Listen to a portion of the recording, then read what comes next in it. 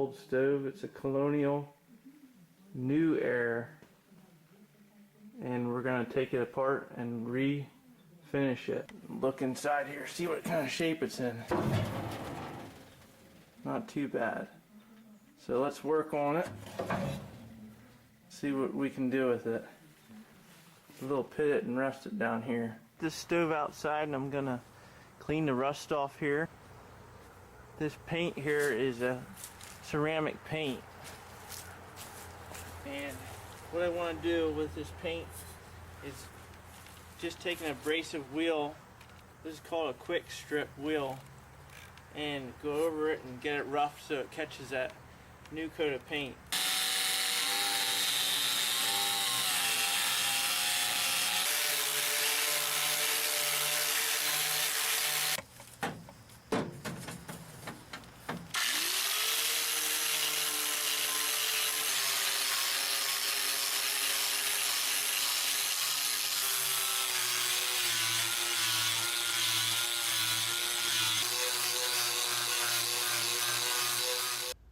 I chose Rust-Oleum High Heat Ultra, which worked remarkable because I had this stove for 7 years now, and the paint has held up great. So first I just put a light tack coat on, and just enough to glaze over it. Keep your sprayer moving too, so when you put the last coats on, it'll be nice and smooth. So like I'm saying here, you don't have to cover everything in the first coat, and just keep lightly spraying and go back over it. But it looks beautiful. I used a chrome spray paint, ultra spray paint for heat, and this is just taking shape. Look at the difference in just this alone. I didn't spend lots of money either. Okay, so I just got done spraying the whole stove here, but that old copper looked pretty good to me, and chrome silver look adds to it. It's an accent.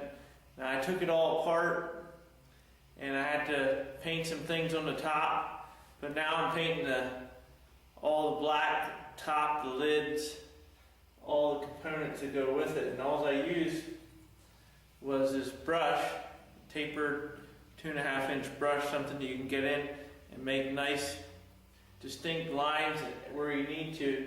That way you don't have to spend a lot of time taping everything.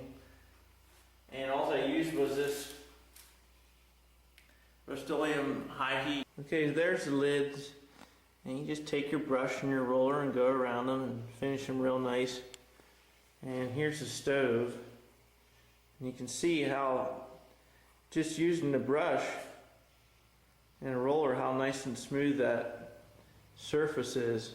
And you can see just how brushing it makes a difference. No taping, quick job, and you can see how smooth that got with a thick coat of paint.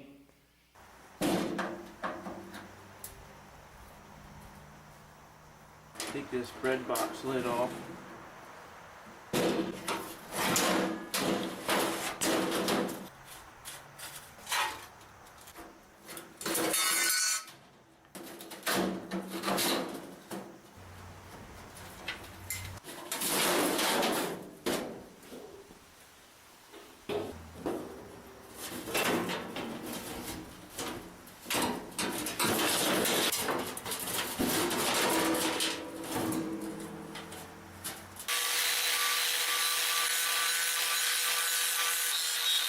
So now I got everything disassembled and cleaned with a wire wheel and a abrasive wheel. So now I got everything painted, and all I gotta do is assemble everything. And the white cleaned up really nice. So I'm well pleased with this white on the inside. Nice job there when I painted it. You can't see any of the overspray, and all I used was that green frog tape. Okay, here's the stove, and you can see that brighter color made an appearance of like a chrome look. And I did this top piece, this door. Pretty simple.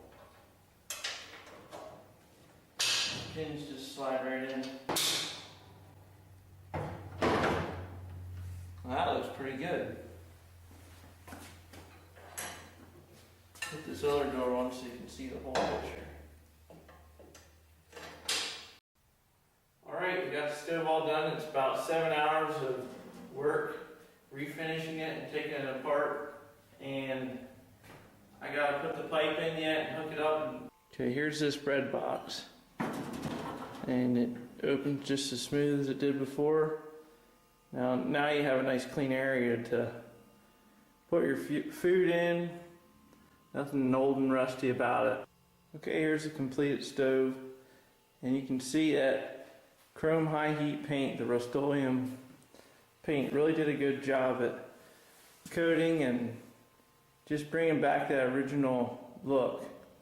And that copper color really does look like the brown color that they originally painted.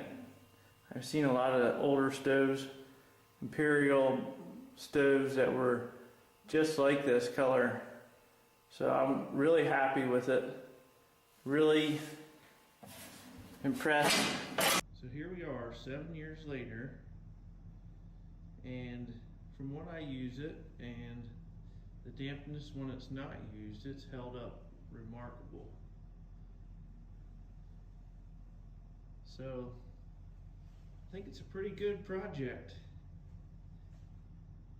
Do it all over.